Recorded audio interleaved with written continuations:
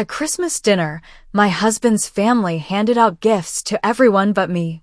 His mother smirked, "We just forgot about you." My husband laughed along with them. I smirked back and said, "That's okay, I didn't forget about you." Their smiles faded as they opened my gift and realized what it meant. From the outside, it looked like a holiday postcard, snow on the windowsill, twinkling lights around Penelope's oversized fireplace, silverware that probably hadn't been touched since Reagan was in office. But on the inside, it was just another Christmas where I didn't belong. I'm Chloe, 35, born and raised in Portland, Oregon. I've been married to Darius for 6 years. And for 6 years, I've been sitting at the edge of his family like an unwelcome plus one. His mother, Penelope, is the queen bee, sharp, immovable, and always just this side of polite. His sisters, Sharon and Diane, orbit around her like satellites, always in sync, always with that little look when I walk into the room. I used to show up with homemade pies, offer to help with dishes, laugh at stories I wasn't part of. But it was never enough. That Christmas dinner, Penelope handed out gifts like it was an awards show. Velvet robe for Sharon. Gold bracelet for Diane. A leather wallet for Darius. Nothing for me. Just a fake smile shrug. "We just forgot you." Darius laughed with them. That was the moment I stopped hoping they'd change. I smiled back, and in that smile, a quiet decision clicked into place. A week after Christmas, just when I thought the sting might start to fade, Penelope made sure to reopen the wound publicly. She posted a long, glowing thank you on Facebook, tagging Darius, Sharon, and Diane. To my beautiful children, it read, "Thank you for making our holiday perfect." I couldn't do it without my girls, the true backbone of our family, and my sweet son who keeps us all grounded. There were 23 photos in the album. I was in exactly 2, both blurry, both with my back to the camera. My name wasn't mentioned once. When I showed Darius, he barely glanced up from his phone. You know how my mom is. She just forgets stuff like that. "No," I said flatly. "She remembers exactly what she wants." He didn't respond. 3 days later, Penelope showed up at my office. No call. No warning. She waltzed in with a tin of cookies wrapped in cellophane. My coworker, Brittany, smiled. "Oh wow, someone brought us sweets?" Penelope beamed. "For the whole team." Then she looked directly at me and added, "Well, almost the whole team. You've got enough on your plate, career girl." I stood there frozen. Brittany blinked, confused. Penelope turned and walked out like she hadn't just dropped a grenade. That night, I told Darius. Word for word. He looked at me like I was the problem. "She's just trying to include you, in her way." "In her way?" I repeated. "She brings cookies. She shows up. That's effort, babe." I stared at him. Effort? That was a performance. A public humiliation. He shrugged. "You always take things so personally." And there it was. Not just the exclusion, but the gaslighting that followed. The way they all made me feel like I was the one being dramatic, when really I was just finally seeing things clearly. Penelope didn't forget me on Christmas. She erased me on purpose. That Facebook post? That office stunt? They weren't thoughtless. They were strategic. They were reminders. I wasn't one of them. I would never be one of them. And the worst part? Darius was standing right beside them, nodding along. That night, lying in bed beside a man who defended his mother's cruelty as effort, I felt something cold settle in my chest. This wasn't just a bad holiday. This was a pattern. This was my reality. And if I stayed quiet, it was going to get worse. So I didn't scream. I didn't argue. I just started thinking, planning, preparing. It started with a single line on a bank statement, $350 labeled family assistance. At first, I assumed it was a charitable donation I'd forgotten. But as I scrolled through the past few months of joint financials, the line kept showing up. Same description. Different amounts. $210. $460. $1,100. almost always on a Friday. Quiet little withdrawals from our joint savings account. A spreadsheet later, I'd totaled nearly $7,800 gone. I never authorized a single transaction. I double-checked every account. These weren't bill payments or grocery runs. These were direct transfers. The account numbers matched someone I didn't recognize. I called the bank. They confirmed the money had been transferred to an external account under Darius's name. When I asked what that account was tied to, they gave me the last 4 digits. And that's when something clicked. I'd seen that number before on a check Penelope had once written at Thanksgiving. My heart thudded. I called Darius's cousin, LaToya. She worked at a credit union and had once mentioned overhearing Penelope complain about needing more support from her children. I kept it casual at first, asked if she'd heard anything about Penelope being in trouble financially. There was a pause, then LaToya sighed. Girl, she's been asking Darius for money for months. She told him to keep it between them. Said she'd pay him back once her business picked up. Wait, he hasn't told you. My stomach dropped. When Darius got home, I didn't even raise my voice. I just held up the statement. What is this? He glanced at it and shrugged. It's family. She needed help. I knew you'd make a big deal about it. I make a big deal about thousands of dollars being taken from my savings without a single conversation? My voice was low, controlled. He sat on the couch and grabbed the remote. What's yours is mine, right? And there it was. Not even shame. Just entitlement. Like I was the one being unreasonable for noticing money missing. I didn't yell. I didn't cry. I got quiet. The next morning, I started documenting everything, statements, emails, texts. I moved the remaining money into an account with only my name on it. I took screenshots of every transfer, every date, every receipt. I printed backups and stored them in a locked file at work. Because this wasn't just a marriage issue anymore. It was theft. And it was time I stopped letting family be an excuse. The morning after I discovered the transfers, I woke up before Darius. The sun hadn't risen yet, but I had. And I wasn't the same woman I'd been the night before. I slipped into the kitchen, opened my laptop, and began pulling every financial document I could get my hands on. Every bank statement for the past 2 years. Every Venmo receipt. Every invoice from my freelance contracts. Every direct deposit into our shared account, all mine. Every withdrawal made by Darius, none of which ever went toward rent or groceries or bills. By 10 a.m., I had a digital folder labeled receipts and a hard copy version stashed in a lockbox under my desk at work. At lunch, I met with a lawyer recommended by my coworker Michelle, an expert in asset protection and marital finance. I told her everything. She didn't flinch. You've got the paper trail, she said. Now build your exit. I moved quickly after that. I opened a new personal checking account under a different bank. I rerouted my direct deposit from my job. I updated my password manager and changed every financial login, from credit cards to my retirement account. Then I called our landlord. Calmly explained that I needed Darius removed from the lease for safety reasons. She didn't ask questions. Just sent the forms. That night, I made Darius dinner. Stir-fry with extra ginger, the way he liked it. I smiled when he told me about his day. I laughed at a dumb video he showed me. I even asked how his mom was doing. 2 days later, I sent Penelope a bouquet of white lilies with a handwritten note. Thinking of you. Hope things are smoothing out with the bakery. She posted a photo on Facebook thanking me, tagging me with the caption, maybe she's not so bad after all. And that was the point.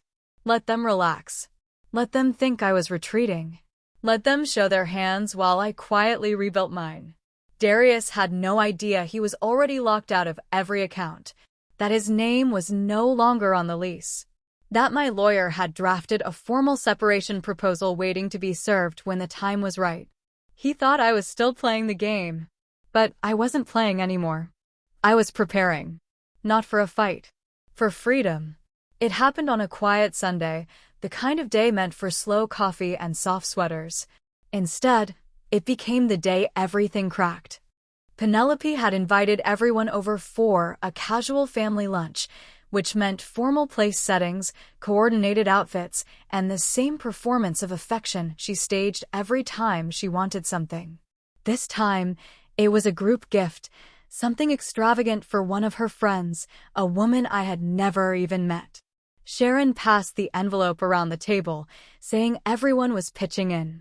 When it reached me, I smiled, sipped my iced tea, and said, "I'm going to pass." The room stilled like someone had hit mute. Penelope's voice was cold, tight. "Excuse me?" I shrugged. "I don't see why I should contribute to something I wasn't part of planning or invited to attend." Her jaw clenched. "After all we've done for you?" I tilted my head, locked eyes with her, and replied, "You mean what I've paid for?" The silence snapped like a bone. Sharon looked stunned. Diane blinked. Darius gave me a sharp look, half warning, half plea. But I didn't flinch. When we got home, he tried to open our joint finance app. He couldn't log in. Tried again. Password error. He turned to me, pale. "Chloe, I can't access the account." I didn't look up from the sink. "No, you can't." He stood in the doorway, frozen. "What the hell, Chloe?" I dried my hands, leaned on the counter. "I told you not to touch my money without telling me. You did it anyway. You don't get to do that and still have access." He didn't shout. He just stood there, stunned, like someone had turned off the lights mid-sentence. Later that night, he stormed out. Said he needed to clear his head. Around midnight, I got a text from Penelope. A single sentence. "Ungrateful women don't stay married long." I stared at it for a while, then saved the screenshot. I didn't reply. I knew what that message was meant to do: shake me, scare me, remind me of my place. What she didn't know was that I had already moved out of the place she thought I belonged. And she was the one who should have been afraid. Chloe stood at the head of the table like a conductor, calm and unshaken, as the Last Supper began. The dining room was dimly lit by soft amber bulbs, candles flickering across wine glasses. The mood was strange, tense smiles, strained chatter. Darius had tried to play peacemaker, insisting on just one dinner to talk things through. Chloe had agreed, on one condition, that they meet in her home.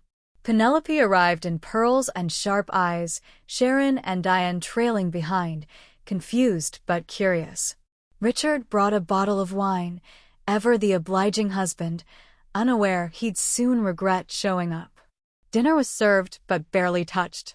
When dessert was declined, Chloe cleared her throat. "I have a gift too," she said.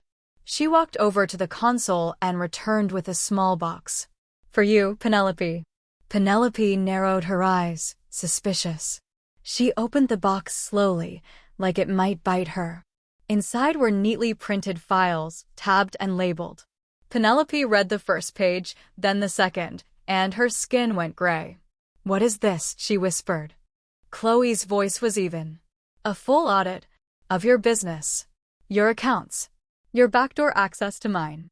Sharon and Diane leaned in, reading the pages over Penelope's trembling hands. Chloe's lawyer, seated at the far end of the table, simply nodded. "Where did you?" Penelope began.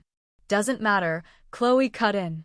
"What matters is that you've been laundering money through a catering company registered under your husband's name. You've been drawing consulting fees from a non-existent subsidiary. You've been accessing my personal checking account through transfers labeled as gifts and reimbursements. And worst of all," she turned to Richard, "you've been funneling funds out of his retirement to cover your private spending." Richard blinked. "What?" Chloe slid him a highlighted page. He scanned it slowly, lips moving silently. His eyes widened. His hands began to shake. "You used my retirement account," he murmured. "You said it was secure. You said we were fine." Penelope reached for his arm. "Richard, I can explain." But it was too late. His face blanched. His breath caught. His hand flew to his chest. And then he crumpled sideways in the chair. "Dad!" Darius shouted. Call 911. Sharon screamed. Chloe was already on her feet, phone in hand. The living room had gone silent, but the truth was screaming. All the secrets exposed. All the power stripped. And for the first time in years, Chloe felt weightless. Penelope's carefully curated world unraveled with terrifying speed. Within a week of the incident, the audit Chloe had quietly initiated was turned over to state investigators. A formal inquiry into Penelope's business practices was launched. Chloe's lawyer handled the handoff, everything neat, admissible, damning. Chloe didn't need to speak. The paper trail did it for her. Richard, released from the hospital with a warning about stress and blood pressure, filed for divorce just days later. He didn't yell. He didn't throw things. He simply signed the papers, packed a small bag, and left. According to Sharon, he moved into a quiet extended-stay motel by the river and started the process of separating their finances. Diane, too, cut ties. "I've had it," she wrote in a message to Chloe. "She lied to us, used us. I don't owe her another ounce of loyalty." Then came Darius. Late one night, Chloe's phone buzzed. One text. No subject line. No emojis. Just, "I just wanted a life with you." She stared at the screen. No part of her ached. No part of her doubted. She didn't reply. She logged off and poured herself a glass of wine. Later, as she scrolled through social media, she paused at a post Diane had shared, a picture of a fireplace glowing with flames, captioned, "Protect your peace, even if it means burning the old house down." Chloe smiled. She didn't feel triumphant. She felt free. The family was broken, yes, but they had broken themselves. All Chloe had done was hold up the mirror. 6 months later, Chloe stood barefoot on the adobe-tiled floor of her new home in Santa Fe, light pouring through the floor-to-ceiling windows she designed herself. The mornings here were different, quieter, slower, brighter. The kind of mornings where time didn't press against her, where her breath came easy, where no one expected her to shrink to make space for their comfort. The house was hers, fully paid, the deed in a fireproof box with only her name on it. A painting in progress leaned against the far wall, bold colors, chaotic lines, unapologetic. Like her. After the divorce finalized, Chloe didn't cry. She signed the papers in silence, returned her wedding ring by certified mail, and booked a one-way flight. No dramatic goodbye, no vindictive send-off. Just peace. She'd walked away from the house in Portland with nothing but her records, her pride, and her power. And that was enough. Now, she worked as a financial consultant on her own terms. No more joint accounts. No more secrets. She taught women how to track every dollar, how to spot manipulation, how to protect what they build. She spoke at workshops, community centers, even local colleges. People listened not because she raised her voice, but because she had lived it. Her dog, a rescued mutt with mismatched ears, followed her everywhere, on hikes, road trips, even late-night gallery visits. She named him Phoenix. Every so often, someone would ask if she regretted how it ended. She would smile, just a little. "They forgot me at the table," she'd say. "So I left, and built my own." She wasn't angry anymore. She was free. If you're constantly overlooked, disrespected, or made to feel small, pay attention. Silence isn't peace, and love without respect is just control in disguise. In today's world, protect your financial independence, trust your instincts, and never apologize for setting boundaries. Sometimes leaving the table is the most powerful move you'll ever make.